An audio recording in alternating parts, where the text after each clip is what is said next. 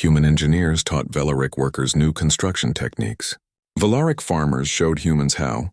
The Kithran scout fleet emerged from faster-than-light travel at the edge of the Haven system exactly 28 days after the Velaric had landed.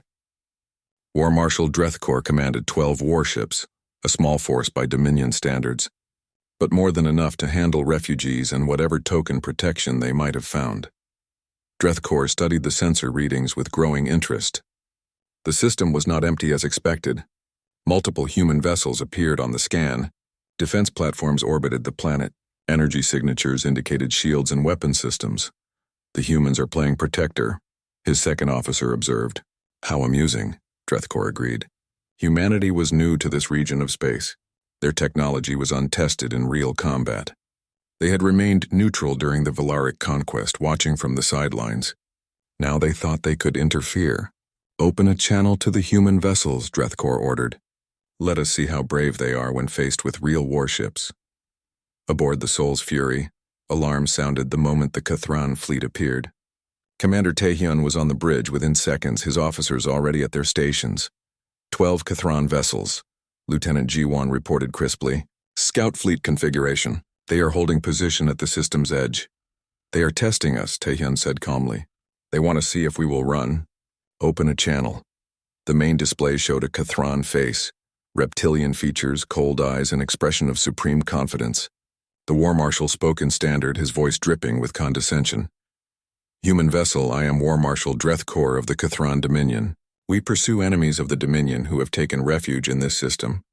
You will stand aside and allow us to complete our lawful business. Taehyun kept his face neutral, his voice level. War Marshal, this is Fleet Commander Taehyun of the Terran Defense Forces. The Velaric in this system are under Terran Alliance protection. They are not your enemies. They are refugees seeking shelter. I must ask you to withdraw. Drethkor laughed, a harsh, grating sound. Refugees? They are defeated enemies who fled justice. And you think you can protect them? You humans are brave, I will admit that. But bravery without power is just stupidity. We have sufficient power, War Marshal. I suggest you not test that assumption. Threats? Drethkor's eyes narrowed. Very well, human. Let us see if your weapons match your words. I am sending 3 destroyers forward.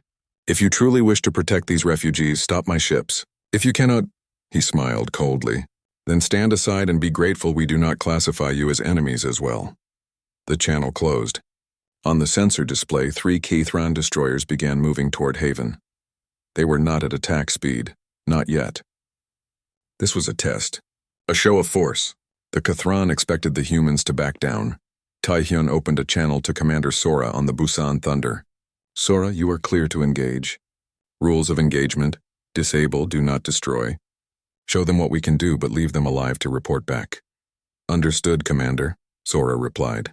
Her voice held an edge of anticipation. Launching Strike Wing now. On Haven's surface, Velaric civilians watched their displays as human bombers launched from the carrier. The children had grown used to seeing the human craft flying patrol routes. But this was different. The bombers formed up in tight formations, accelerating toward the approaching Kithran destroyers. Young Yoonji, a Velaric child, stood with her mother at the window of their new home. Mama, what are the humans doing? They are protecting us, little one, her mother said softly, though her voice trembled. Just like they promised. In space, pilot Minji led her bomber squadron toward the Kithran destroyers. She had flown for the Terran Defense Forces for 8 years. She had trained in atmospheric combat, where precision mattered more than brute force. She had learned to fly between buildings, through canyons, in conditions where the smallest mistake meant death. Space combat was, in many ways, easier. No air resistance, no weather, just physics, mathematics, and nerve. All wings, this is Minji, she called over the squadron channel. Pattern Delta 7. On my mark. 3, 2, 1, mark. The human bombers executed a maneuver that made the Kithran crew stare in disbelief. They split into 3 groups, each group corkscrewing around the destroyers in complex spiral patterns that should have been impossible to coordinate. The destroyers' defensive turrets tracked the human craft but could not predict their movements. Every time a turret locked on, the bomber had already moved. Aboard the lead Kithran destroyer, the weapons officer shouted in frustration. I cannot get a target lock. They move too fast, too unpredictably. They are just bombers, the captain snarled. Increase defensive fire. They cannot dodge forever. But the human bombers could dodge. They had been trained to dodge missiles in atmosphere, where a mistake meant crashing into mountains. Space was almost relaxing by comparison. Minji's squadron completed their first spiral, gathering information on the destroyer's defenses. She analyzed the data flowing across her display. Shield generators located midship. Point defense concentrated on the forward quarter. A weakness in the aft section where the engines created interference. All wings target solution uploaded. Attack run commencing. Remember, disable, do not destroy. Target shield generators and weapon systems only. The bombers came around for their attack run. This time they did not spiral. They came in fast and straight, using the K'thron ship's own engine interference to mask their approach. When they were in range, they fired. Human torpedoes were not the biggest or most powerful in the galaxy. But they were precise, designed to hit specific targets rather than just dealing maximum damage. Each bomber in Minji's squadron launched 2 torpedoes. Each torpedo hit exactly where it was aimed. The lead K'thron destroyer's shields failed as generators exploded. Secondary explosions tore through the weapons array.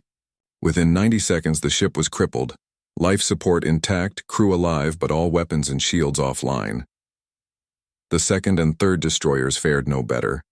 The human bombers worked with surgical precision, dismantling the destroyer's combat capability without killing the crews. War Marshal Drethkor watched from his command ship in shock. 3 destroyers crippled in under 2 minutes, and the human bombers were already pulling back, reforming into perfect formations not even damaged. Impossible, he whispered.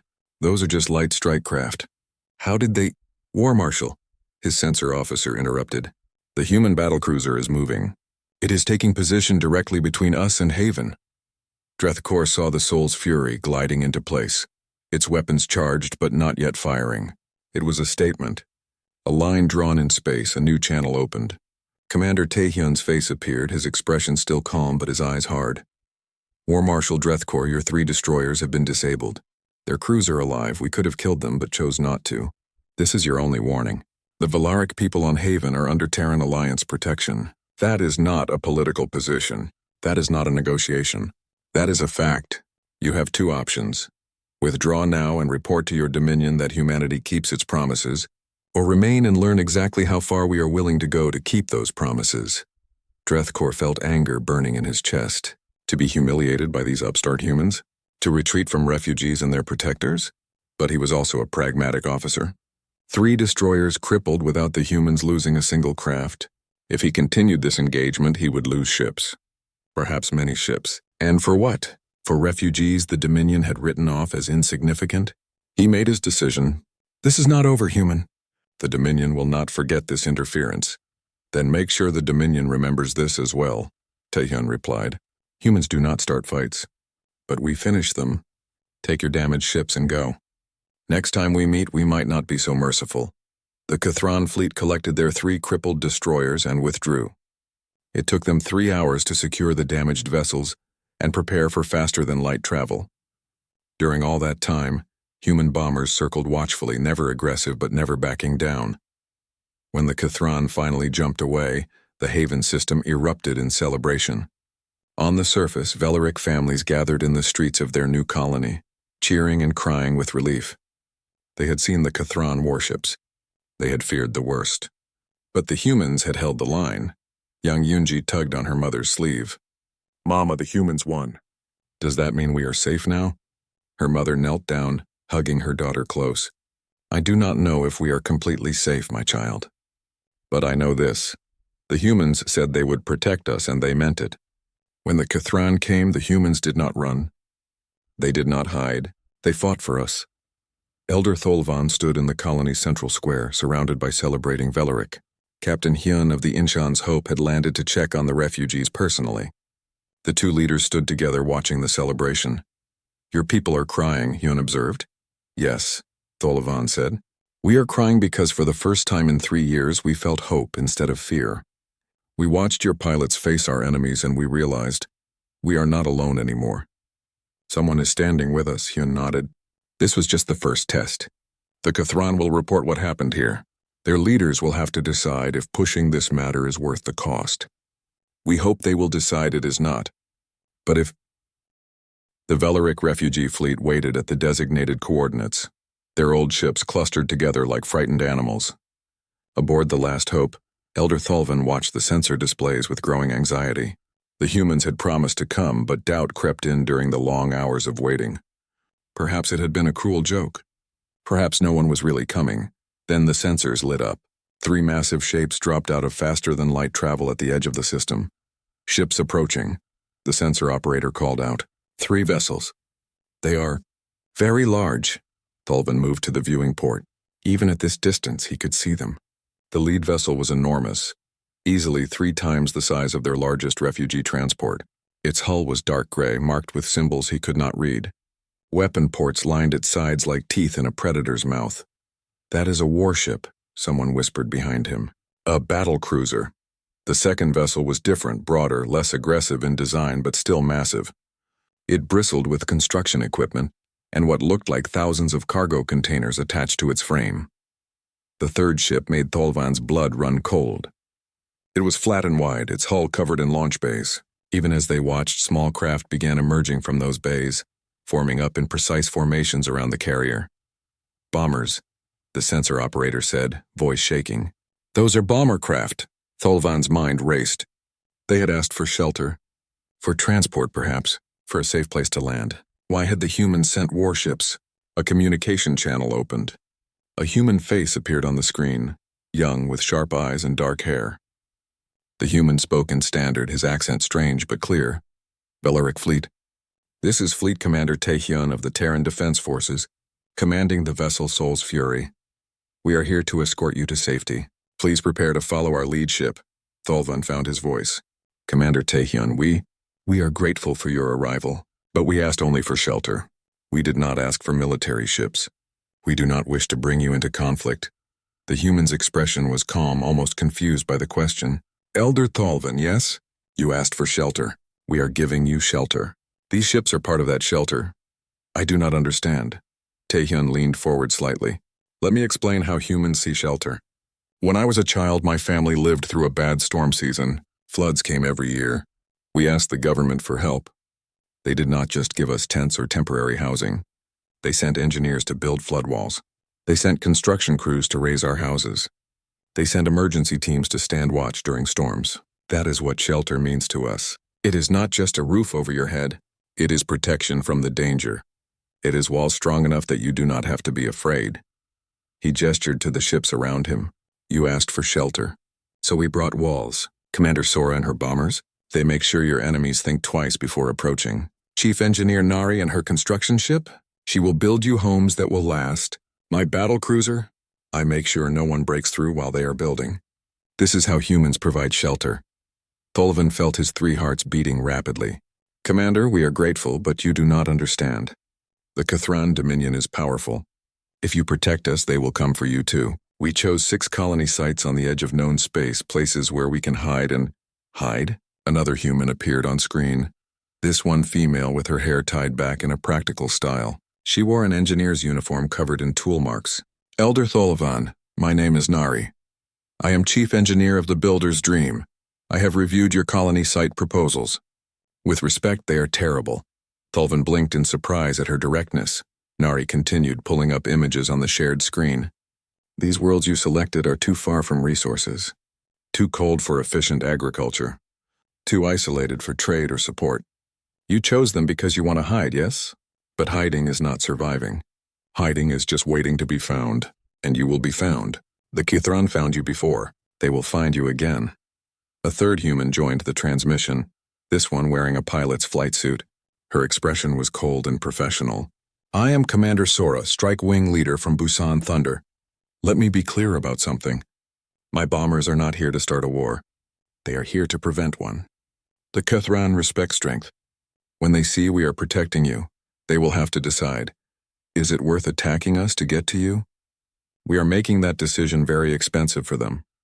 Lieutenant G1, a younger officer standing beside Taehyun, spoke up. Elder Thulvan, I think there is a cultural misunderstanding here. When Velaric asked for shelter, you mean a place to hide until the danger passes. When humans give shelter, we mean a place where the danger cannot reach you. These are very different things. Tholvan looked at the faces on his screen. These humans who had crossed space to help people they had never met. You would risk war for us. We are strangers to you. Commander Taehyun's response was simple. You asked for help. That makes you not strangers anymore. That makes you people under our protection. And humans learned a long time ago that you do not abandon people who trust you. Not because it is easy. Because it is right. The Valaric Council aboard the refugee ships held a quick meeting. They were divided. Some argued they should reject this help, that it was too dangerous for the humans and would only bring more suffering. Others argued they had no other choice. They were dying and these humans were offering them a real chance.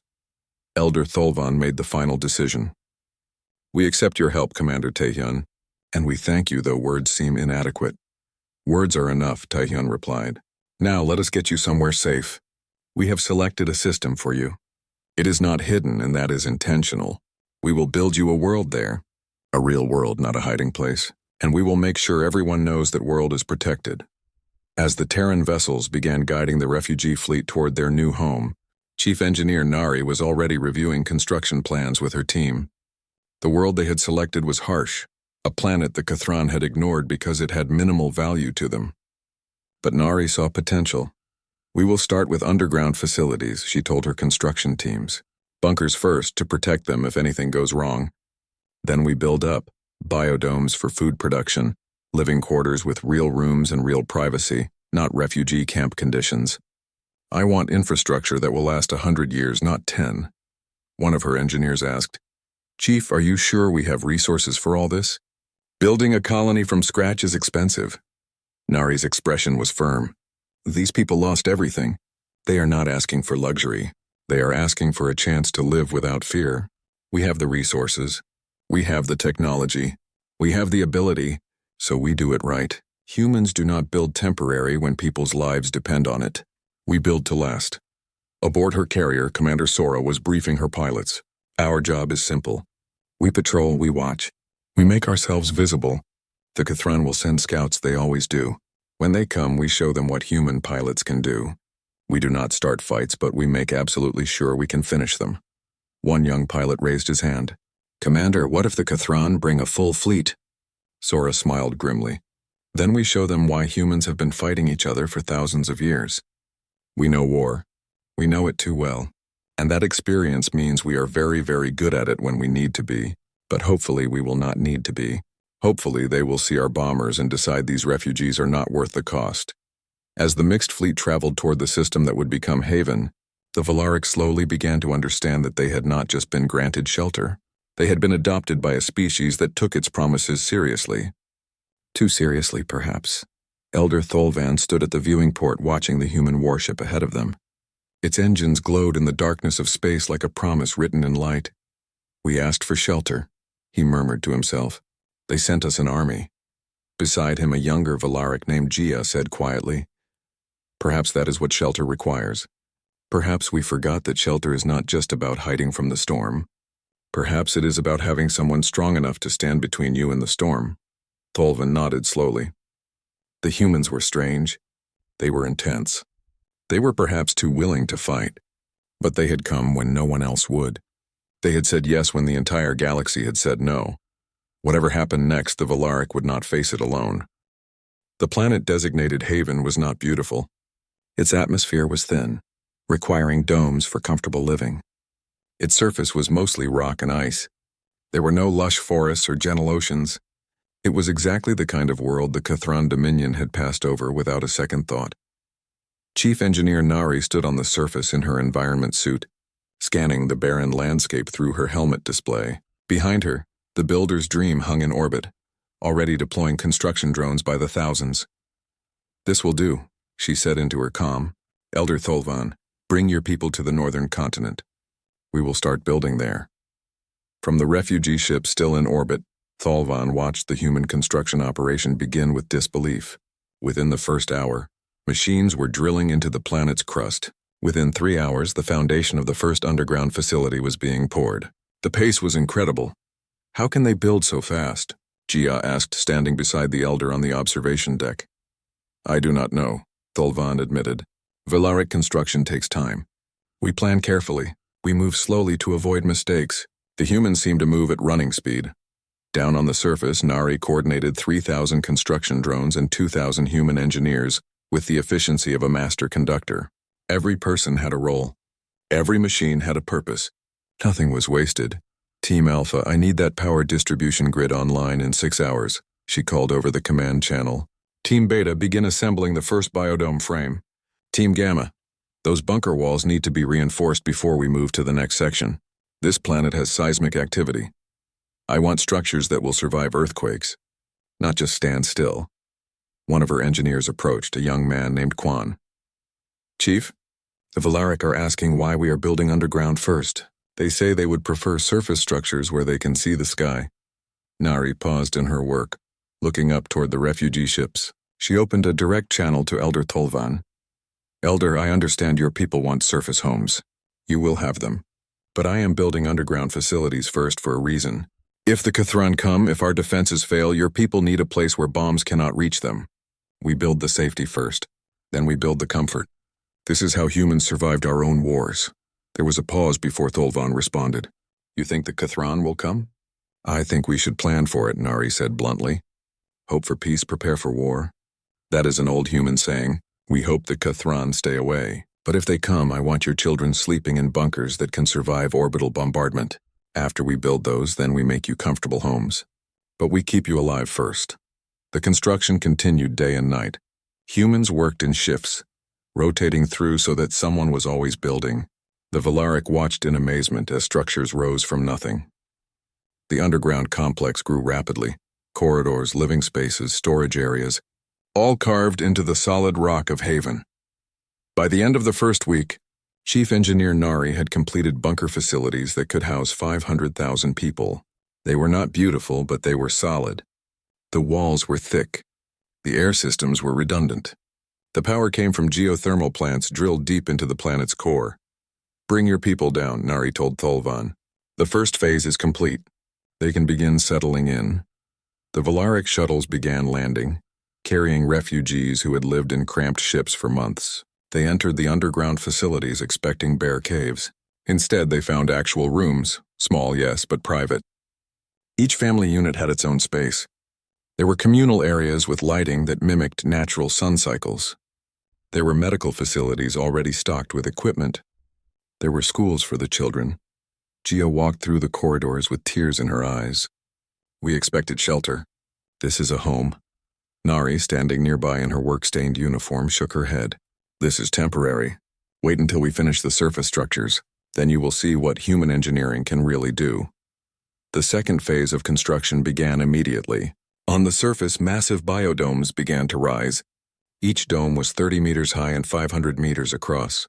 Inside, human agricultural experts set up hydroponic systems and soil beds. The Valaric would need food, and they would need it to be fresh, not just preserved rations.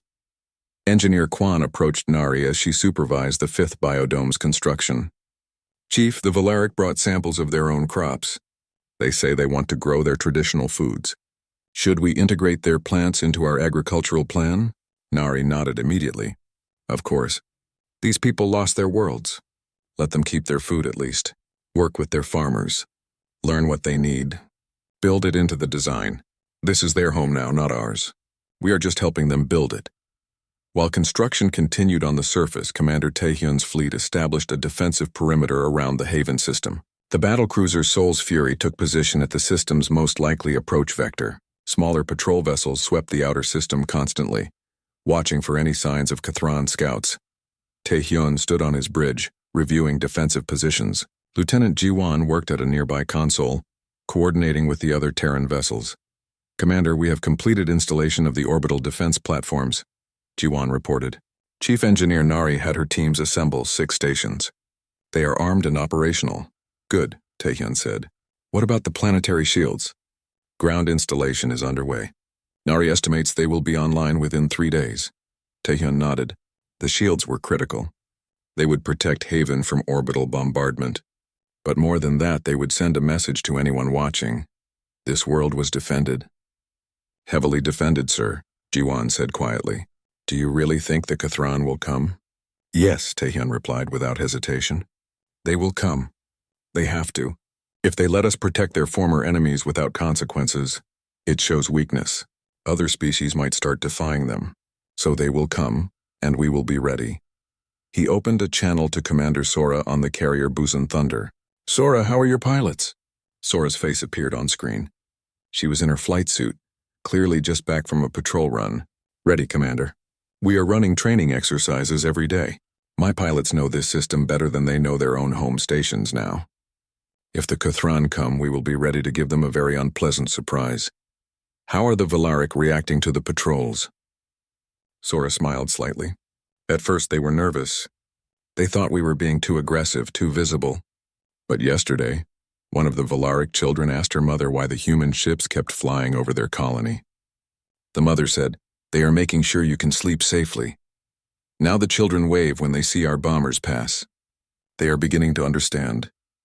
Down on Haven, the transformation continued. After 2 weeks, surface structures began to appear. Not temporary shelters, but permanent buildings designed to last. The humans built with materials meant to survive Haven's harsh weather. They built with redundant systems so that if one failed, others would keep functioning.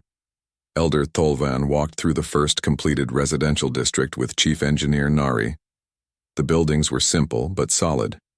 Each was connected to central power, water, and climate control. The streets were paved and lit. There were parks in the planning, actual green spaces where children could play once the vegetation was established. "This is too much," Tholvan said softly. "You are spending so much for us." Nari stopped walking and turned to face him. "Elder Tholvan, let me tell you something about human history. When we had our last great war on Earth, millions of people lost their homes. When the war ended, we faced a choice. We could build cheap, fast housing just to get people out of the cold. Or we could build real homes, real communities, places where people could recover and rebuild their lives." She gestured at the buildings around them. "We learned that if you build cheap, if you cut corners, if you treat refugees like they are temporary problems to solve, people suffer.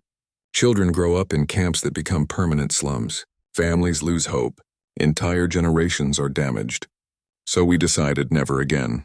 When humans build shelter now, we build it right. We build it to last. Because every person deserves a real home, not a temporary solution." Nari's expression softened. "You asked for shelter. You did not ask for much because you did not think you deserved much. But that is not how we see it. You deserve safety. You deserve comfort. You deserve a future. So that is what we are building."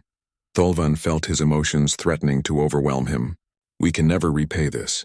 We do not want repayment," Nari said firmly. "We want you to survive. We want your children to grow up without fear. We want you to have a chance to rebuild your civilization. That is payment enough." She turned back toward the construction sites. "Now come.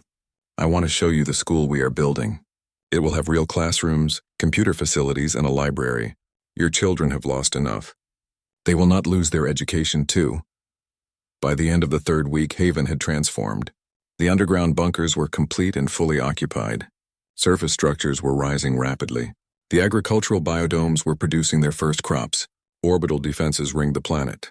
Patrol ships swept the system constantly. And everywhere, humans and Valaric worked side by side. The transmission came through at 0300 hours ship time. Captain Hyun was still awake, reviewing supply reports in his quarters aboard the Incheon's Hope. The diplomatic vessel had been on routine patrol near the edge of Terran space for 2 months now. And most nights were quiet. This night was different. The communication system chimed with an incoming message marked as priority. Hyun pulled up the display and felt his breath catch. The video showed an alien face, gray skin, large dark eyes, features that might have been peaceful once but now carried only exhaustion. Behind the speaker, Hyun could see others moving in panic. Smoke filled the background. "My name is Tholvan," the alien said, speaking in heavily accented but clear standard. "I am an elder of the Valaric Confederation. I send this message to anyone who will listen. We are dying." Hyun leaned forward, his tired eyes now sharp with attention. 3 years ago, the Kthran Dominion came to our borders. They said we had resources they needed. They said we could join them or face consequences. We are a peaceful people. We have no great weapons. We tried to negotiate. Tholvan's voice cracked. They did not want negotiation. They wanted conquest. The video shifted to show footage from what must have been Velaric worlds. Cities burning, ships fleeing into space while warships pursued them, children crying in crowded transport vessels. We tried to fight. We lost. We tried to hide. They found us. World after world, they took everything. Now only a few thousand of us remain. We are scattered across space in old ships that barely function. We have nowhere to go. Tholvan looked directly into the camera, and Hyun saw something in those alien eyes that crossed all species barriers. Pure desperation. We have sent messages to 12 different civilizations. Most do not answer. Those who do say the same thing. They cannot risk war with the K'thran. They are sorry, but they must think of their own people first. We understand. We do not judge them. But we are running out of options. We are running out of time. The Elder's hands trembled as he continued. We send this message to the Terran Alliance. You are new to our part of space. You have remained neutral in our war. We understand you may wish to stay neutral. We are not asking you to fight for us. We are not asking you to risk your people. We ask only for shelter, a place where we might land our ships, a world where our children might sleep without fear, even if only for a little while. We have nowhere else to turn. The transmission ended with coordinates and a final plea. Please. We are not asking for much, just shelter, just a chance to survive. Hyun sat in silence for a long moment. Then he replayed the message. And again. Each time he noticed new details. The way parents held their children close in the background. The trembling hands of the elderly. The hollow eyes of people who had lost everything. Protocol said he should forward the message to Earth Command through proper channels. It would take time, maybe days, to work its way through the bureaucracy. The Velaric might not have days. Hyun made a decision. He forwarded the message directly to Earth Command with a personal note attached. These people need us. Not tomorrow. Not next week. Now. I recommend immediate response. Then he did something else. He sent a message back to the coordinates Tholvan had provided. This is Captain Hyun of the Terran vessel Incheon's Hope. We received your message. Earth Command is reviewing your request. I cannot make promises on behalf of my government, but I want you to know, someone is listening. You are not alone. Hold on a little longer. On Earth, the message from Hyun arrived at Central Command and was immediately escalated to the Terran Council. For 72 hours, the council chamber rang with debate. The K'thran Dominion has 3 times our fleet strength. One counselor argued. If we shelter their enemies, we invite war. They are not enemies, another countered. They are refugees. There is a difference. A difference that will not matter when K'thran warships arrive at our borders. Then we defend our borders. Is that not what our military is for? The debate went in circles. Some counselors worried about military capability. Others worried about economic consequences. Still others argued about moral obligations versus practical realities. Commander Minho of the Terran Defense Forces sat in the observation section, growing more frustrated with each passing hour. Finally, he stood and requested permission to speak. The council president, surprised, granted it. Commanders rarely addressed the council directly. Minho walked to the center of the chamber. He was not a diplomat. He was a soldier. He spoke like one. I have listened to this debate for 3 days, he said. I have heard discussions about military strength, about economics, about political consequences. These are important considerations, but I think we are forgetting something simple. He pulled up Tholvan's message on the main display. These people asked for shelter. Not weapons, not money, not an alliance, just shelter, a safe place for their children to sleep. Minho looked around the chamber. Every person in this room lives on a world that was once at war with itself. Our grandparents killed each other over borders, resources, and beliefs. But we learned. We changed. We built a united Earth because we decided that some things matter more than politics. We decided that when someone needs help, you help them. Not because it is easy, not because it is profitable, but because it is right. He paused, letting his words sink in. When someone asks for shelter, you do not check if it is convenient. You do not calculate the cost. You open the door. That is what it means to be human. That is what it should mean to be Terran. The council chamber fell silent. The K'thran may be powerful, Minho continued. They may have more ships, but they will learn what others have learned throughout human history. We are at our best when we are protecting those who cannot protect themselves. We are at our strongest when we are standing for something that matters. These Valaric asked for shelter. I say we give it to them. And if the K'thran do not like it, they can deal with the consequences. The vote was called. It was not unanimous, but it was clear. The Terran Alliance would grant shelter to the Valaric refugees. The response message was brief. Shelter granted. Coordinates attached. Prepare for escort. Help is coming. When Tholvan received the message, he was aboard the refugee vessel Last Hope, a transport ship that had once carried cargo and now carried 300 Valaric survivors. He read the message 3 times before he believed it. They said yes, he whispered to the others nearby. The humans said yes. Around him, Valaric, who had not smiled in months, began to weep with relief. They had asked for shelter, expecting nothing. The galaxy had been cold and cruel for so long. But now, from a species they barely knew, came a simple word. Yes, Tholvan sent one more message back to Captain Hyun. Thank you. We will never forget this kindness. What none of them knew yet, not Tholvan, not Hyun, not even the Terran Council, was that humans had a very different understanding of what shelter meant. The Valaric expected a place to hide. They expected temporary safety while they figured out their next move. They expected charity. They were about to learn that when humans promise shelter, they deliver something far more substantial. Something permanent, something worth fighting for. The Terran vessels were already being prepared. Commanders received their orders. Engineers gathered their equipment. Pilots ran pre-flight checks on their bombers. The Valaric had asked for shelter. The humans would give them that and much more. War Marshal Drethkor's report reached the K'thran High Command within days. The images of crippled destroyers and the human bombers' combat performance spread through the Dominion's military hierarchy like wildfire.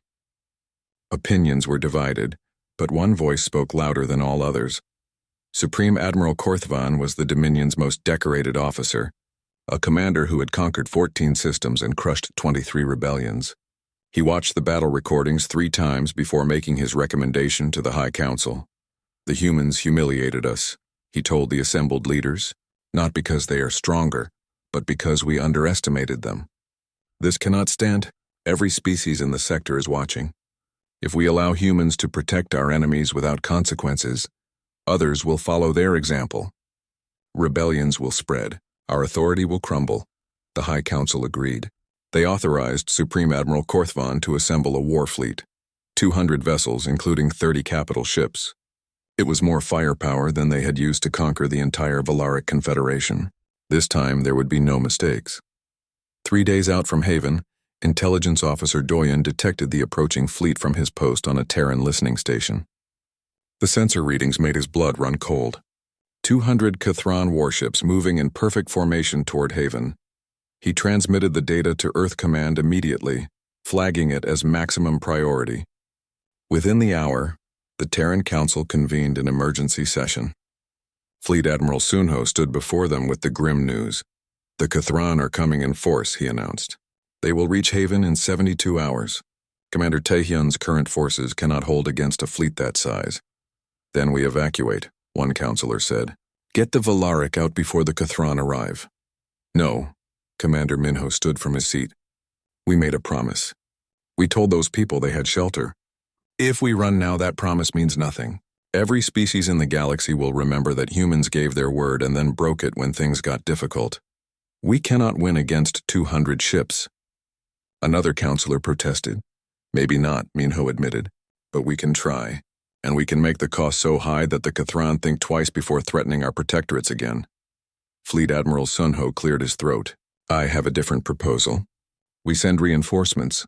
Not enough to match the K'thran in numbers, but enough to show we are serious. 10 additional capital ships, 3 carrier groups, support vessels.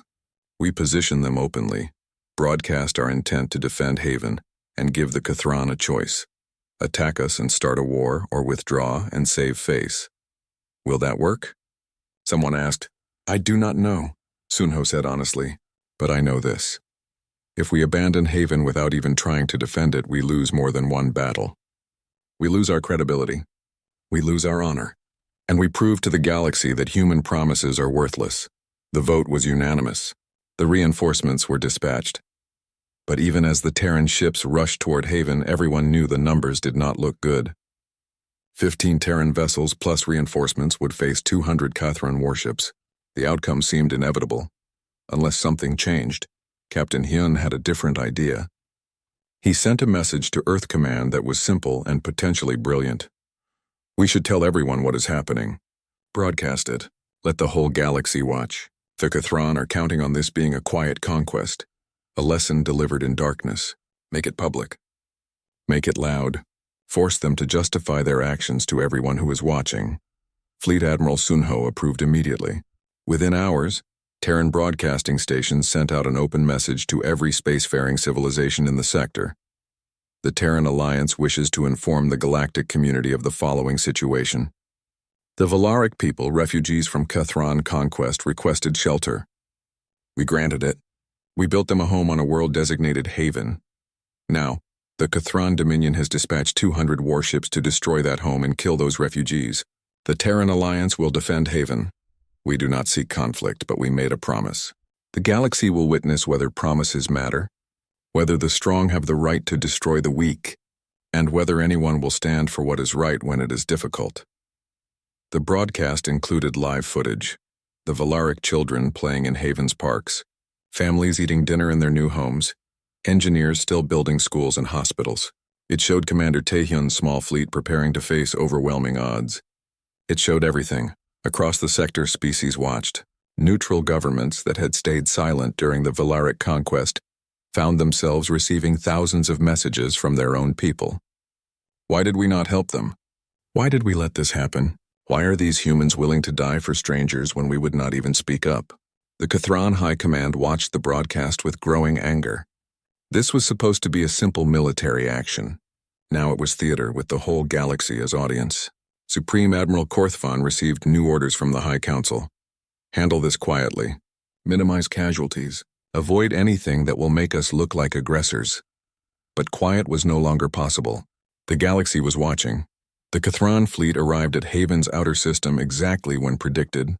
Supreme Admiral Korthvan studied the defensive positions with grudging respect. The humans had positioned their vessels intelligently, not in a single defensive line but in layered formations that would force any attacking fleet to expose their flanks. Haven's orbital platforms had been reinforced. Bomber wings patrolled in constant rotation. Still, 200 ships against 25. The math was clear. Korthvan opened a channel to the human forces. Commander Taehyun's face appeared on screen, looking tired but determined. Commander Taehyun, I am Supreme Admiral Korthvan. I have been authorized to offer you terms. Surrender the Valaric refugees and withdraw your forces. The Dominion will consider this matter closed. You and your people will be allowed to leave with full honors. Taehyun was quiet for a moment. When he spoke, his voice was steady. Supreme Admiral, I cannot do that. We made a promise to these people. They asked for shelter, we gave it. That promise is not negotiable. You understand you cannot win? Korthvan asked. We have 10 times your numbers. Your courage is admirable, but courage does not change mathematics. Mathematics is not everything, Lieutenant Jiwon spoke up from beside Taehyun. There are other factors. Will you fight us knowing the whole galaxy is watching? Will you bomb a planet of refugees while people from 100 worlds witness it? Will you kill human soldiers who are only defending the innocent? What will that do to your reputation, Admiral? Korthvan's expression darkened. You think public opinion matters in war? We think it matters in peace, Taehyun replied. You can probably destroy us, Admiral. But at what cost? The humans you kill today will become martyrs tomorrow. The Valaric children you target will become symbols of your brutality. Every species in the sector will remember what happened here. Is that worth it? Is proving your dominance worth becoming the villains in a story that will be told for generations? For the first time, Korthvan hesitated. This was not the conversation he expected. He expected terrified enemies begging for mercy. Instead, he faced soldiers who spoke of legacy and witnesses. We are not villains, he said. We are bringing order to chaos. The Valaric were part of our territory. They belong to the Dominion. They belong to themselves, Commander Sora's voice cut in from the bomber carrier. And now they are under our protection. If you want them, you go through us. Korthvan closed the channel. He turned to his officers. Begin the attack. Target the human vessels first, then the planetary defenses. Minimize civilian casualties. I want this clean. Sir, his tactical officer said nervously. The broadcasts. Everyone is watching. I know, Korthvan growled. Make it quick. The faster we finish this, the faster we can control the narrative. But nothing about this battle would be quick. Commander Taehyun gave the order. All vessels, defensive pattern Omega. Bomber wings, execute harassment protocols. Let us show the galaxy what humans do when we make a promise. The Battle of Haven began. The Kithran fleet advanced in a massive wave, expecting the humans to meet them head-on. Instead, the Terran vessels split into 3 groups, each moving to different vectors. The Kithran force, designed for overwhelming frontal assault, struggled to adjust to this fluid mobile defense. Commander Sora's bombers launched in waves of 60 craft each. They did not attack the Kithran capital ships directly. That would be suicide. Instead, they targeted the fleet's communication arrays, sensor systems, and shield generators. Small cuts that added up. Death by 1,000 precise strikes. Pilot Minji led her squadron through a formation of Kithran cruisers, dodging defensive fire with the same precision she had shown before. Her targeting computer identified weak points, power junctions, cooling systems, vulnerable antennae. Each torpedo hit exactly where it was aimed. This is Minji to all wings, she called over the command channel. They are strong, but they are not fast. Use that, hit and run. Make them chase shadows. On Haven's surface, the Valaric population had been moved to the underground bunkers Chief Engineer Nari had insisted on building. Families huddled together, listening to broadcasts of the battle above. Young Yunji held her mother's hand tightly. Will the humans win, Mama? Her mother had no answer. She could only hold her daughter and pray. In orbit, Kamen,